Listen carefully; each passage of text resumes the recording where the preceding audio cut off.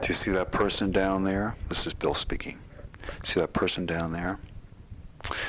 Now watch this closely, Bruce. Ah, he knows me, see? He knows. Yeah, he's signaling to me. Anyway, this went on and on. And then, while we're at the bar, boom. He started to tell me, did you have a bad ankle? Now he was starting to psychically link up into some of my personal ailments and other various things like that. Some of the people in my past, some names. And he was accurate. And he say to me, see, it just happens just like that. I mean, I don't know where this comes from, Bruce. It just happens. And he said, gotta be really careful around here at these bars. People think I'm really strange. You gotta be really careful. Well, then we went through, then one of his Indian friends came through and told him to pour some salt in his hand, to take 1 grain of salt out, and then to pour salt in the other hand, to take 1 grain of sand out, and then to join the two together. What seemed to be the case there is that whether this was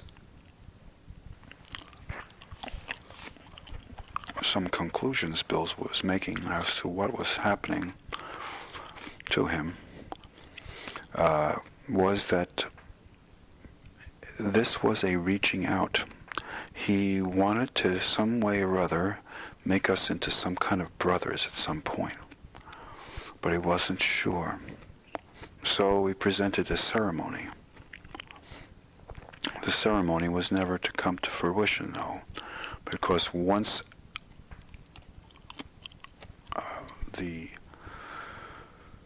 we had returned back to that house, the Carbon Castle,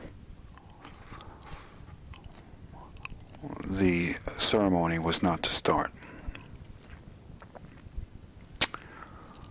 So we went to the bar, and then we went to Thoroughfare again, and he called Mary Alice.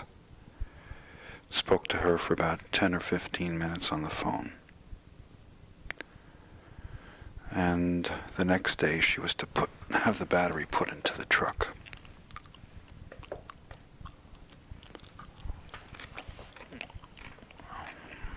Stocked up on plenty of food.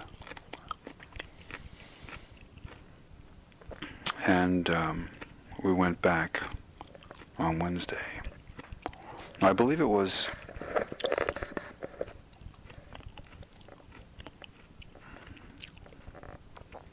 now remember, this is I guess I was right. This is back on Wednesday. Now remember, Tuesday night, we didn't do anything Tuesday night. We just stayed up to 2 o'clock in the morning. Nothing happened. It was Wednesday night that the 7-hour lab session had occurred, and you might have to go back and correct that in the tape here, the transcription. Hope that's not too much trouble, Jeanette.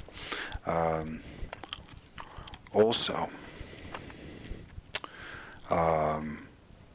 it's interesting, but as I'm speaking here, I'm trying to be there, involved in this whole session, and I think you'll even note in the way I'm speaking on this tape, and I'm noting myself, that I've actually picked up Bill's quick act change.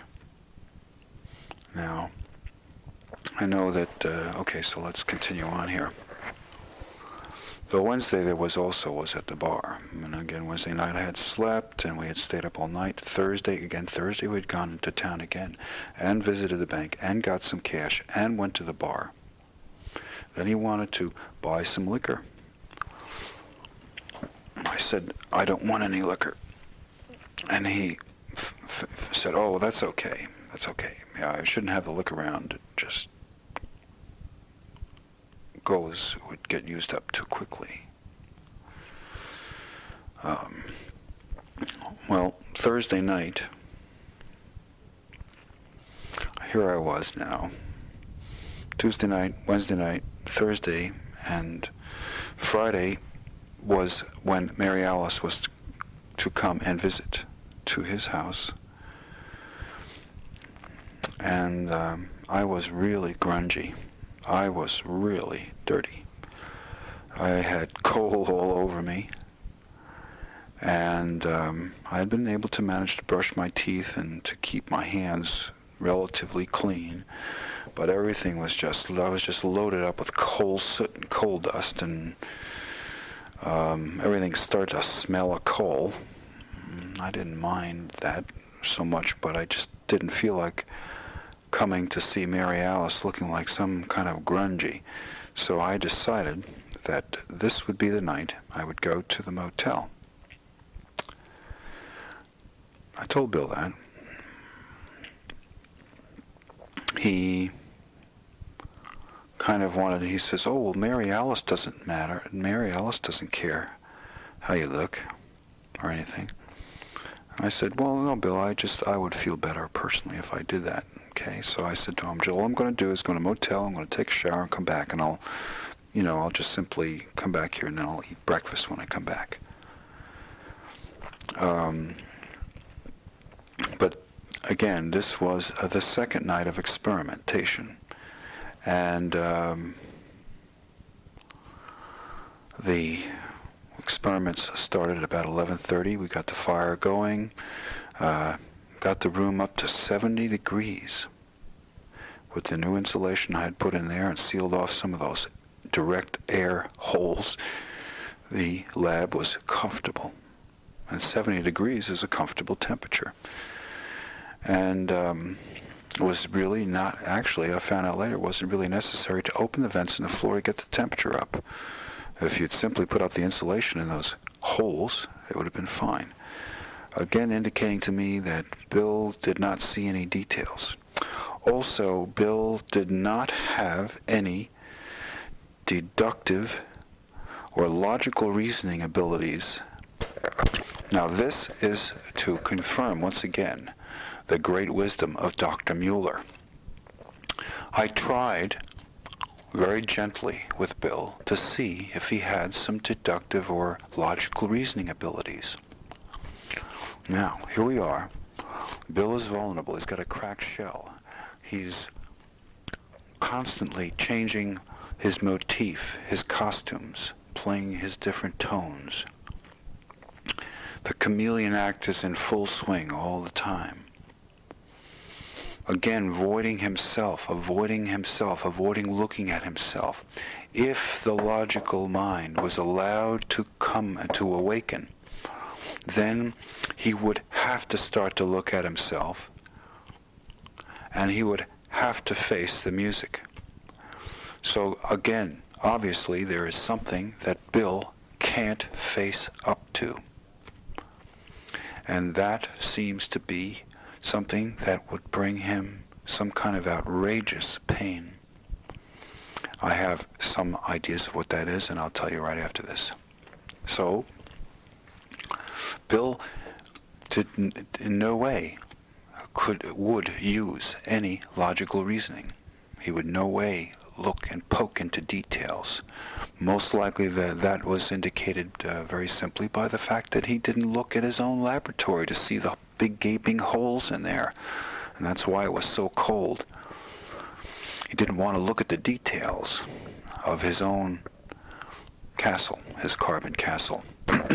But then again, all is not lost. We must be optimistic with respect to Bill. That is my feelings.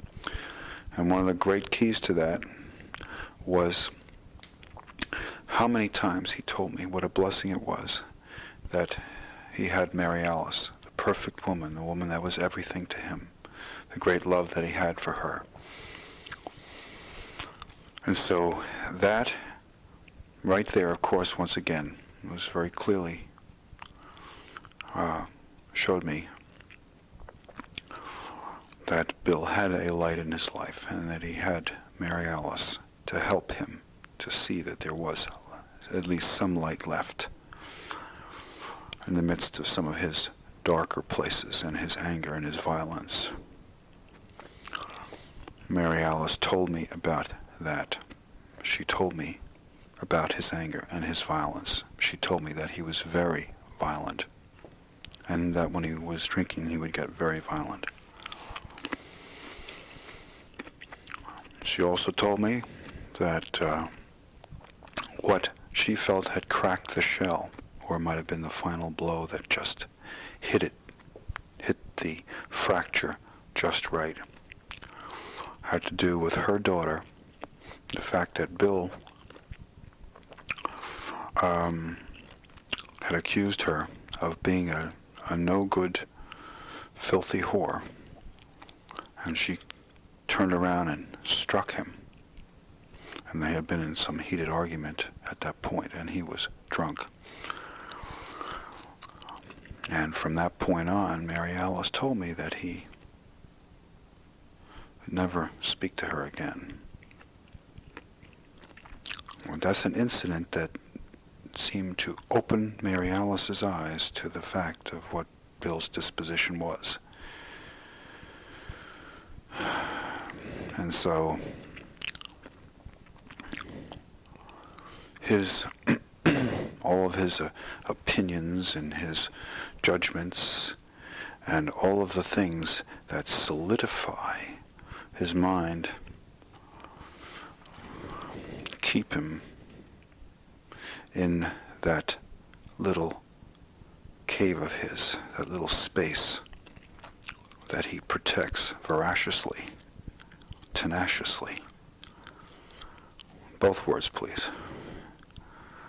And it's constant. He never lets up. Always on his guard. Always wary. Anybody gets too close and he strikes out. And boy, I'll tell you, I could feel that coming many times. So, Thursday night, more talk, more poems, more complaints about George. Yeah, George just wants to take over everything. He doesn't, I just can't trust George. Basically he was saying, what about this arthritis thing? And then he pulls out the old, George took that from me, da-da-da. Why isn't that out, da-da-da. I'm not going to tell George anything. He was starting to get paranoid about things. He was starting to interleave. And these things were starting to increase in frequency.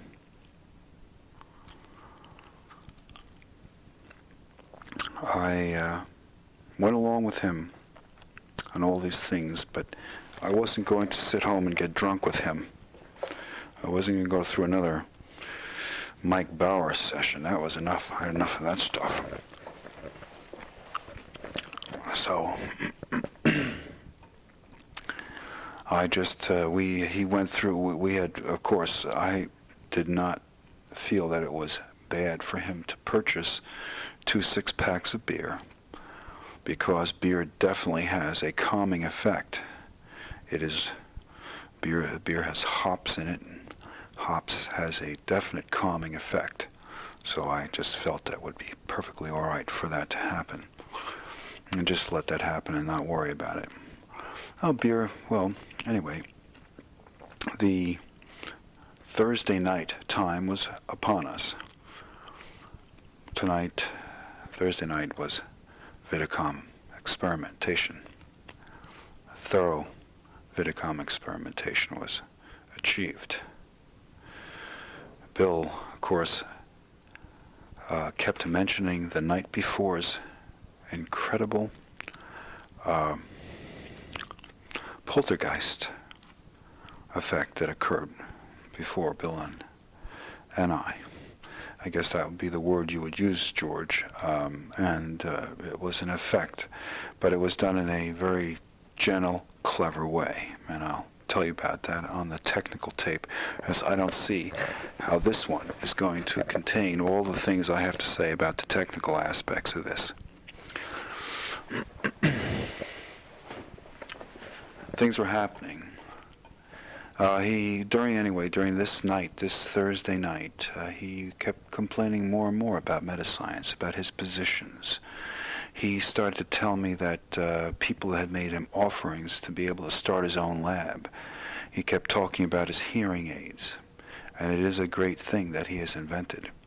He also told me basically how the hearing aid works, and basically how he put it together, but he wouldn't show me the inside. He only told me some of the ingredients that went into them. Again, deductive reasoning can get you quite a ways as to figuring out what it is that's in a hearing aid, and I'll tell you that under the technical section again.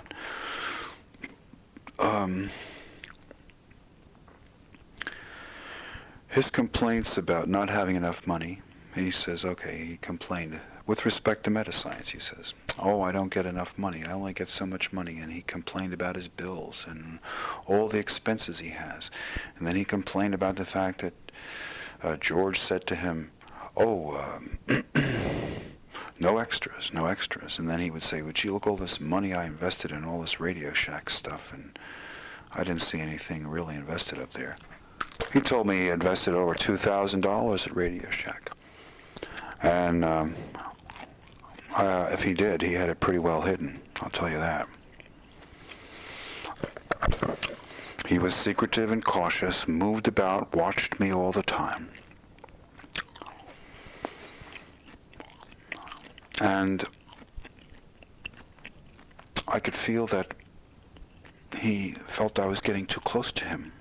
Here it was. We were sharing things together. We had cried a little bit together. We had laughed together. Felt some of his pain, and he felt some of my pain, and I was trying to get close with him without really trying, though. I wasn't pushing it. I was just letting it flow. All of a sudden,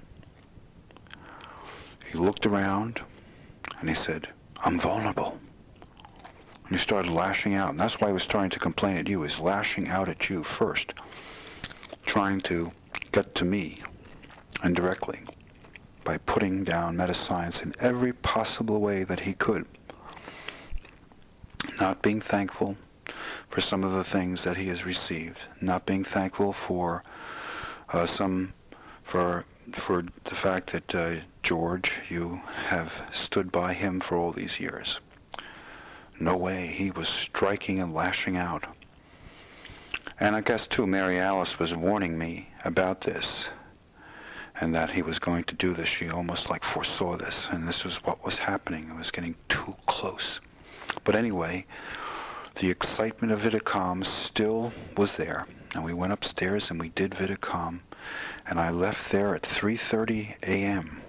I got to the motel a little bit after 4. I walked in there and I thanked the person very much for being awake, and I was able to get a room and sleep for another 6 hours or 5 or 6 hours or something, and get up and take a shower. And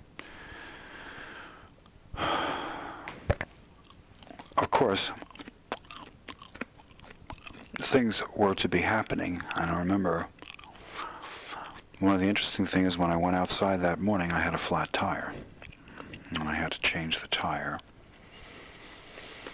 and tried to reach you that morning, and it wasn't possible. So about being 12 noon, I was able to toot off on my way and go back to the house where I was to the first time to meet Mary Alice. And another thing about Bill is he is like a little boy. Emotionally, I guess part of what you see is his little boy, and this little boy is part of his emotions. The ability to, once again, look at himself and see who he is, and to allow himself not to get so wrapped up in all of these emotions. He, again, does not want to get involved with, because of some other things that occurred. But let's just finish up here with Mary Alice. When I got there, she really wanted to meet me so much. She was very happy, and she looked very pretty, and she was all nicely done up. And she asked Bill first if it was all right if she could kiss me. And this, you could see right away that she had, again, was taken a very delicate posture with respect to Bill and his jealousies. He must have these incredible jealousies, which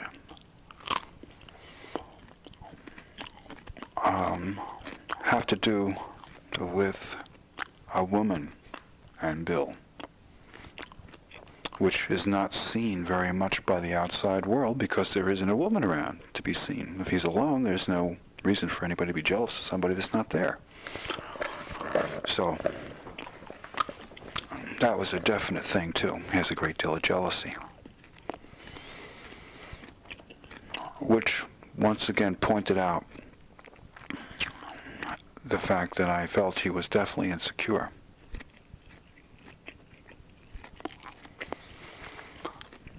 Again, I tried a couple of times, very gently, just to see if we could get a two-way conversation going.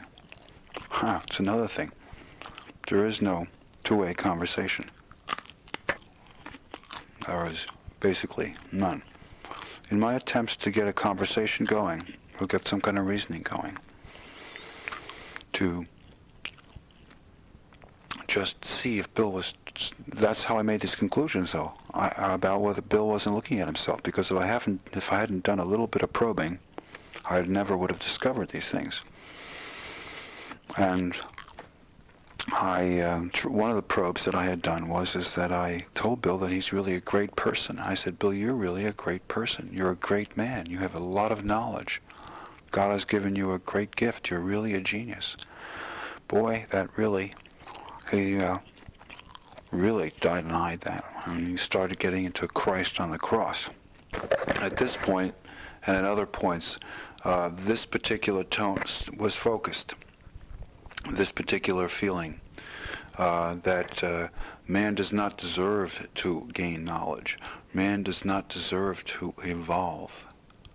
He denied evolution of man, denied man's evolution in his emotional state, his emotional being, in his mental being, and in his love and his heart. And he just saw himself as being one that would grovel along, taking all of this pain and again trying to get out to the world by doing all this help. He told me something now, which is that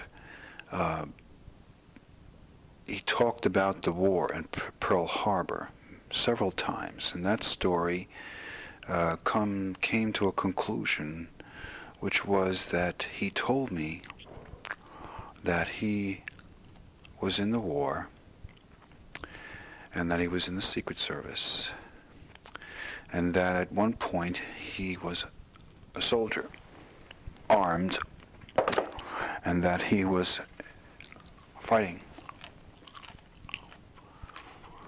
and that they were shooting, and that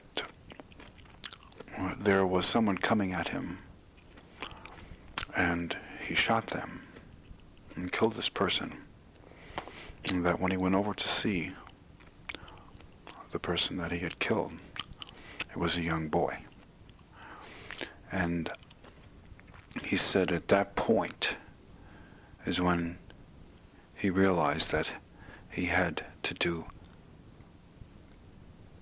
everything possible to try to help and love children. Now, my interpretation of this is that either in a past life or this life, he had killed somebody. This had come back to him. And later on in reflection, this, to me, was what had really caused the fracture in his shell. And what had finally opened it up had been a lot of other emotional hits to him because of his insecurities and his jealousies. But this fracture was caused by this event that occurred to him. I believe it did. I don't know if it was during this lifetime or another one. And he feels that he still has to pay for this. And another thing, too, is that this whole tape, of course, has to be for both you, Jeanette, and George, and me, for our ears only. Nobody else ever should hear this. I don't think that anybody else should share this tape because too much energy and thoughts being transmitted, and as we well know, they are transmitted. Bill, believe it or not, Bill is sensitive enough, even at this, with our proximity to him, to pick these things up.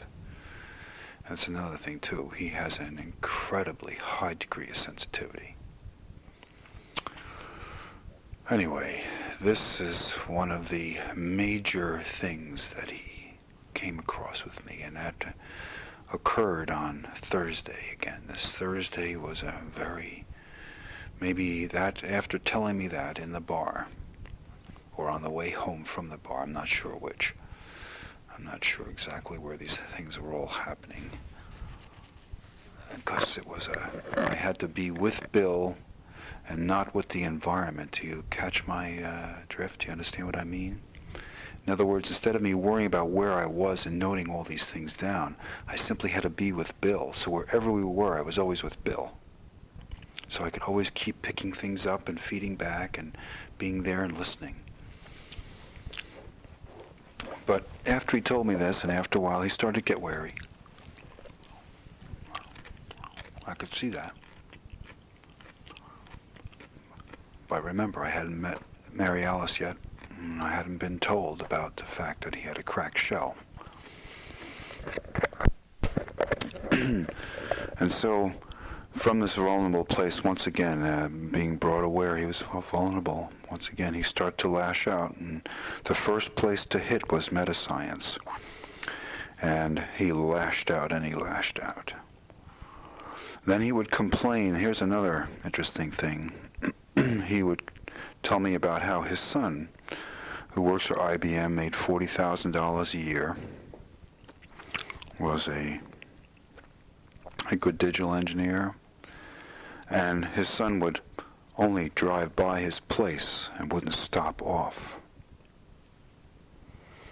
And this of course had hurt his feelings quite a bit.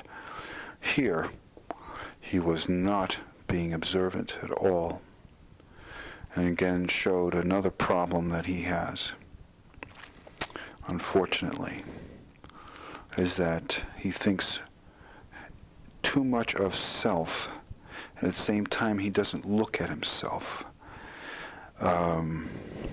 He is like satiating his emotional requirements and needs and desires, and at the same time, of course, he goes out and he gives of himself to a lot of these other people, but then he turns it around again, and he keeps telling you about all these great things that he does. Look how great this is. Look how, and he must have told me some of these stories 20 or 30 times over these past 5 days, and it's hard after, I'd say 10 or 15 times, to keep a 100% enthusiastic glow about you when thinking that this is a new piece of information. In some of these cases, I felt it was perfectly all right to tell Bill that I had heard the story before. So even though I had made the suggestions, Bill would override them once again or forget them, and again have to play this out. And then he would again say, well, it's my computer. I'm getting this feedback from the computer. That's what the computer says. And then he would dribble it out. So stories were repeated, even though I had told him, yeah, I know, Bill. I know you told me that. I know. And it was definitely, I think that sigh kind of emphasized some of the exasperation and just not being able to talk with him at all or communicate. So there was no two-way conversation to really speak of, only a few rare moments. He was either teaching or telling, complaining. Once again, though, all of these things building up this constant camouflage. Okay. Protecting his inner self all the time, constantly putting up this camouflage. And from that perspective, and Mary Alice was so astute, that's where you start to see and understand Bill. And that's why she is the light in his life, because she's probably the only person that can intimately understand him. Okay, so we're still on Thursday, and Bill is feeling vulnerable, and he's striking out. Some things to note here. He says this about George. He did not care about the forever plant that he gave him. He did not care enough to see his special tree. He felt that George wanted to control everything, that George wanted to control and take all the credit. At this point, one of the things too, I had injected to Bill, as I said, Bill, why don't you walk in George's shoes too, see what George is doing. He didn't really want to get into that. And then he made some other complaints. He said he's not getting enough money, and he was fishing around trying to find out how much money I was making. And he complained that the payments were irregular. That again shows his lack of discipline and keeping track of what he's doing. He's so much into his changing costume routine that this in turn makes it almost impossible for him to have any kind of continuity or regularity or discipline in his life. And another thing too, he intimated that he wanted to be able to run the lab. You could see that he wanted this to be, that he wanted his own special lab and that he deserved to have this great lab and everything. Again, his playing around with self-worth. And it was a great contradiction there, because here in one sense, in one breath, he said he wanted to remain anonymous, and at the other time, he's not getting enough credit. Well, obviously, that's a Fermi paradox, which he keeps himself in because of his constant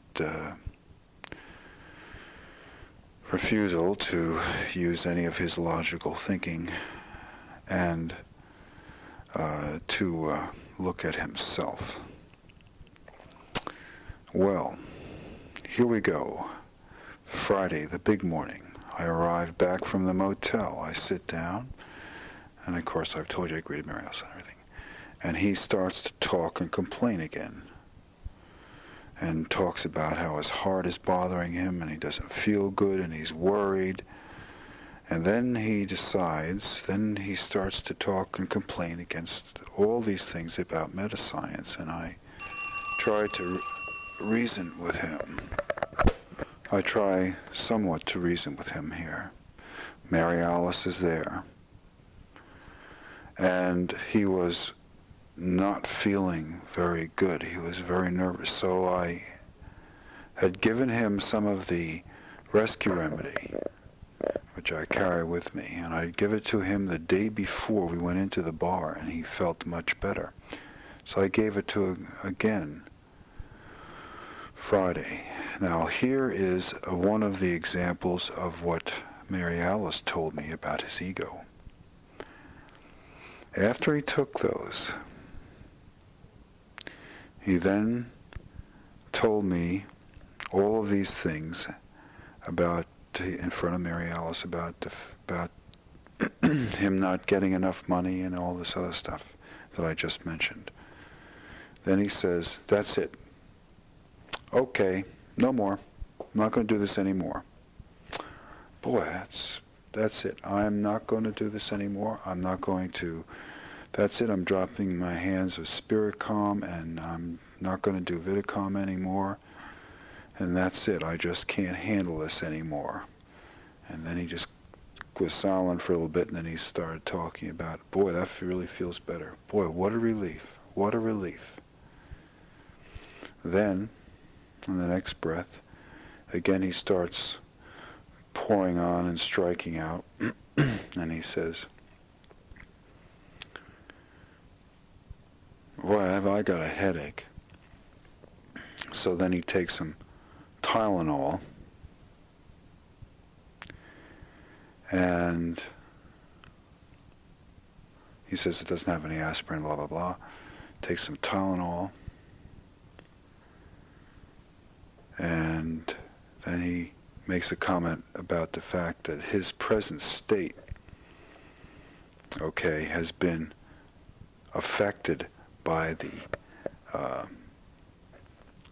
rescue remedy. It has brought him to a state of lather, that he is all lathered up because of it, which is totally ridiculous.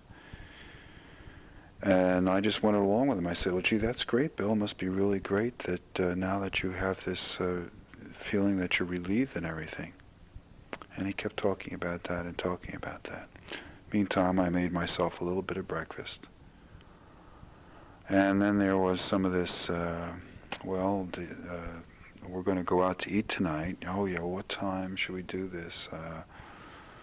Well, Bruce, you just had something to eat. And I said, Bill, I'm fine. I didn't eat very much. I only had a little bit of food. I'm ready to go anytime you are. I said, whenever you're ready. This, of course, was repeated a few more times. And then, bang, we went off to the Ponderosa for dinner. And that whole thing has already been played. I've told you about that. What he said appeared to be somewhat genuine for that moment. I had a slight sinking feeling, but with all circumstances and everything else, I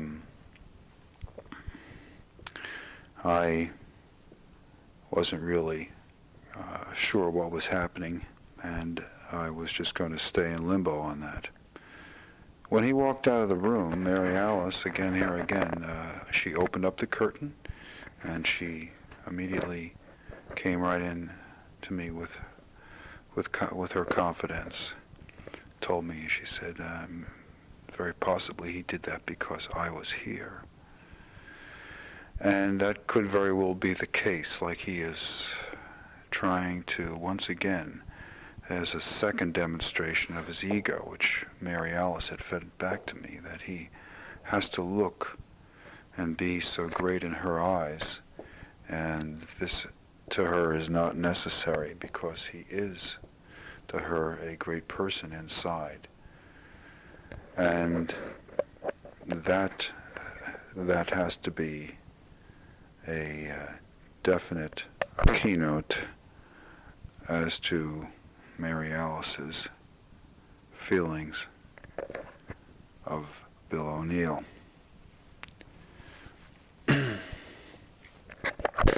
There are many more stories that I could state, which probably would not make it any clearer as to what Bill is.